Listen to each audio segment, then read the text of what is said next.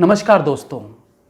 जैसा कि एक सवाल हमेशा उठता है कि पहले अंडा आया या मुर्गी, उसी प्रकार से एक और सवाल अक्सर लोग समझना चाहते हैं कि टैलेंट जन्मजात होती है या ट्रेनिंग वगैरह से टैलेंट को उभारा जा सकता है। इसमें स्पष्ट रूप से कहें तो दोनों ही सही हैं और दोनों ही गलत भी हैं।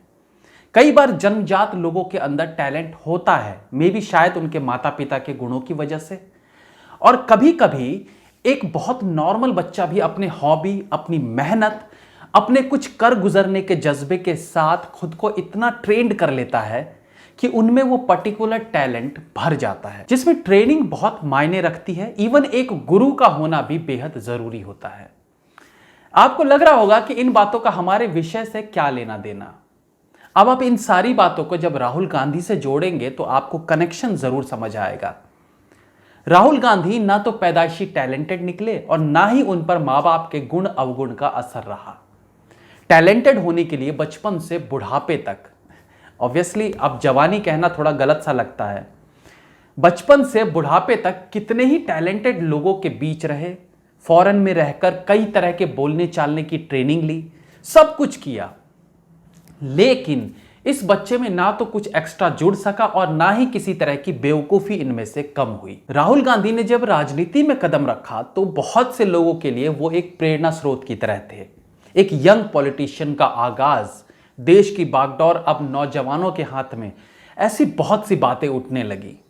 लेकिन गांधी नाम के ठप्पे के पीछे कितने दिन तक किसी को छुपाकर उसकी तारीफ करवाई जा सकती है।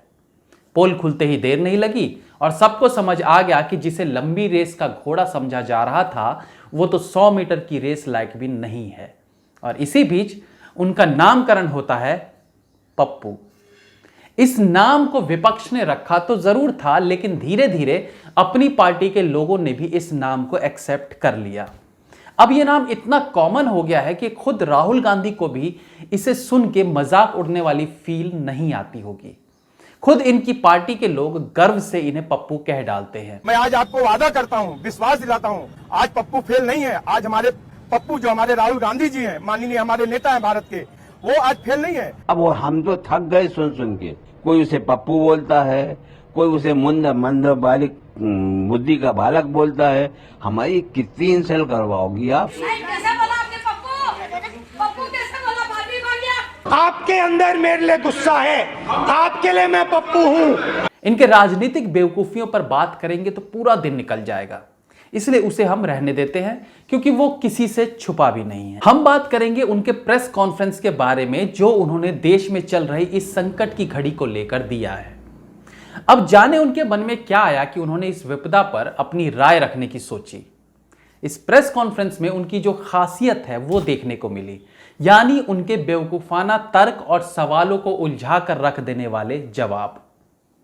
अब इसमें कुछ पॉइंट्स पर आप इनकी बेवकूफी भरी बातों को आसानी से समझ सकते हैं। राहुल गांधी जब भी कोई बड़ी प्रेस कॉन्फ्रेंस करते हैं, किसी बड़े मुद्दे पर उनके पास हर बार एक खास वर्ड होता है। जाहिर सी बात है, उसी टॉपिक से रिलेटेड एक ऐसा शब्द उन्हें बताया जाता है जिसका इस्तेमाल वो पूरे प्रेस कॉन्फ्रेंस में करते ही रहते हैं, और इस बार ये शब्द था स्ट्रेटेजिक।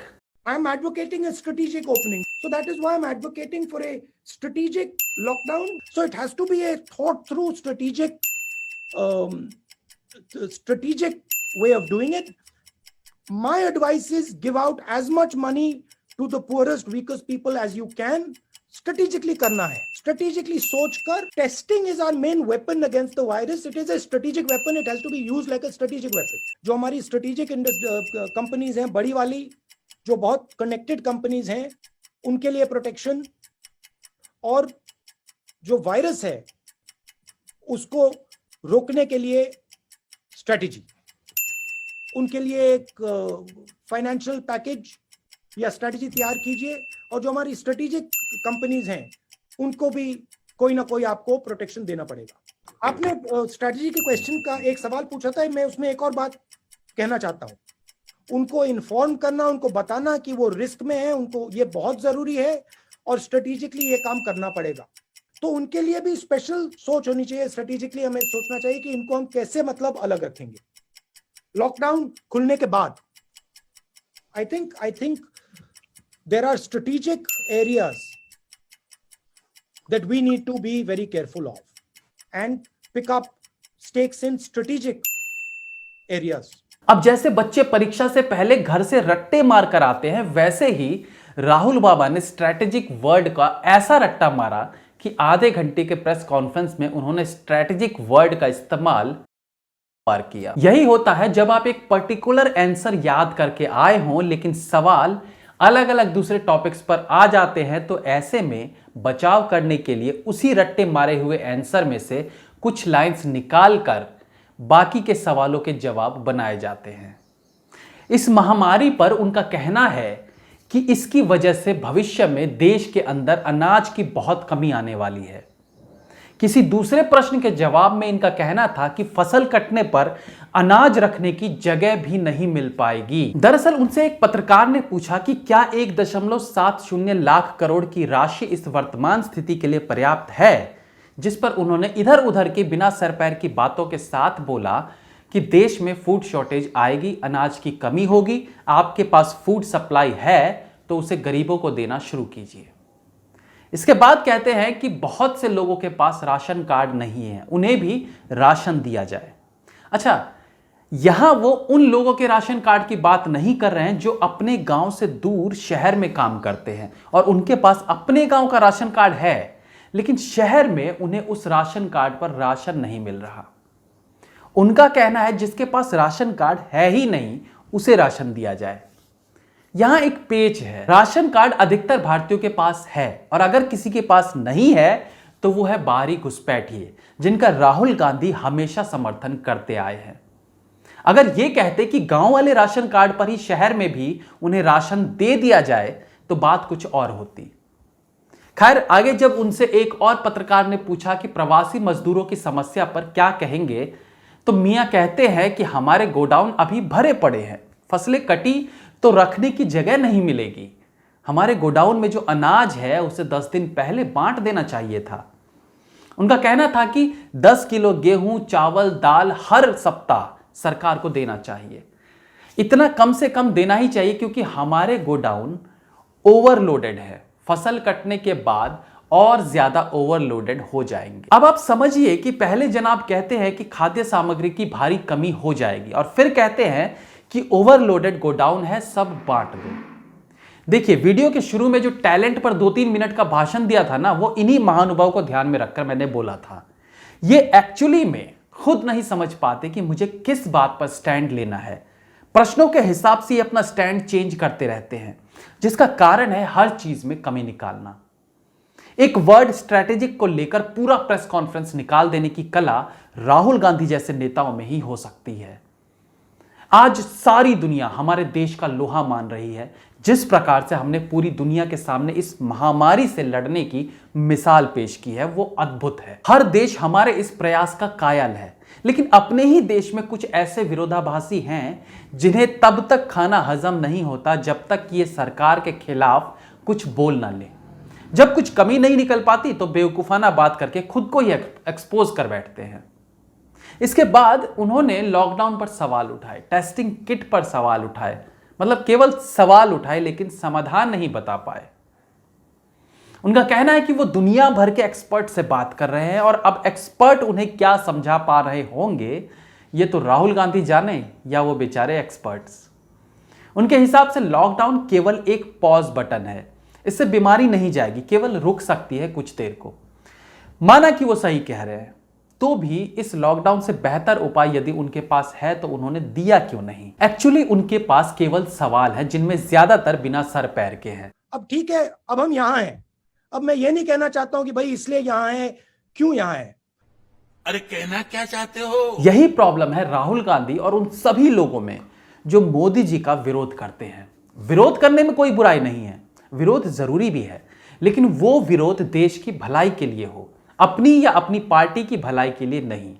और सबसे बड़ी बात कि विरोध करने के साथ आप सॉल्यूशन पर भी चर्चा करें, लेकिन नहीं, इन्हें केवल खामियां ढूंढनी है। उससे कैसे निपटा जाए ये ना तो उन्हें पता है और ना ही उस पर ये बात करेंगे। बस यही है इस देश में विरोधियों की प्रॉब्लम। राहुल गांधी एक अलग ही सोच रखते हैं जो किसी और की सोच से मेल भी नहीं खाती। उनका कहना है कि लॉकडाउन बढ़ाने का फैसला केंद्र को नहीं बल्कि राज्य सरकारों को करना चाहिए। और राहुल गांधी की लॉकडाउन को लेकर जिस तरह की मानसिकता है, जिस तरह की सोच है, अगर ऐसा हो जाए तो कांग्रेस शासित प्रदेशों में तो लॉकडाउन होता ही नहीं। और इतने लंबे लॉकडाउन के बाद भी ये महामारी कंट्रोल में नहीं है, तो सोचिए अगर उन राज्यों में लॉकडाउन ना होता या अभी हटा दिया जाए तो क्या हो जाएगा, इसकी आप कल्पना भी नहीं कर सकते। लेकिन फिर भी मंदबुद्धि लोगों की बातें सुननी चाहिए। गुस्सा आए तो आए, लेकिन इनकी बेवकूफ पंक्तियों पर लोग एंटरटेन भी जरूर होते हैं।